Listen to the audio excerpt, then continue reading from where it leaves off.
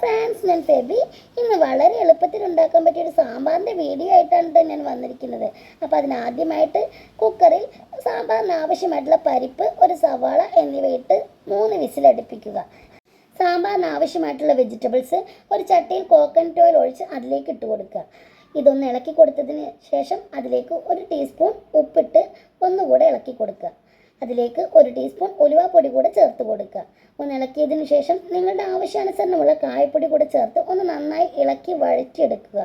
ഒരുപാട് വഴറ്റിയെടുക്കേണ്ട ആവശ്യമൊന്നുമില്ല. നമ്മൾ ചേർത്ത് കൊടുത്ത ഉപ്പ് വെജിറ്റബിൾസിലൊന്ന് പിടിക്കുന്നത് വരെ ഒന്ന് വഴറ്റി കൊടുക്കുക.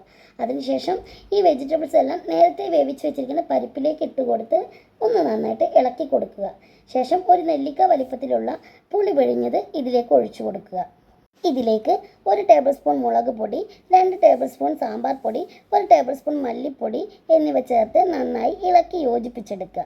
ശേഷം കുക്കറിൻ്റെ വിസിലഴിച്ചു വെച്ച് ഒരു 15 മിനിറ്റ് വേവിച്ചെടുക്കുക. വേവിച്ചെടുക്കുന്ന വീഡിയോ ഞാനിതിൽ ആഡ് ചെയ്തിട്ടില്ല. ശേഷം കടുക് പൊട്ടിച്ച് സാമ്പാറിലേക്ക് ആഡ് ചെയ്യുക. നിങ്ങളുടെ കയ്യിൽ മല്ലിയിലുണ്ടെങ്കിൽ അതുകൂടെ ആഡ് ചെയ്ത് കൊടുക്കുക. നമ്മുടെ ഈസി സാമ്പാർ ഇവിടെ റെഡി ആയിട്ടുണ്ട്. എൻ്റെ വീഡിയോ നിങ്ങൾക്ക് ഇഷ്ടമായെങ്കിൽ ലൈക്ക് ചെയ്യുക, സബ്സ്ക്രൈബ് ചെയ്യുക, കമൻറ്റ് ചെയ്യുക, ഷെയർ ചെയ്യുക.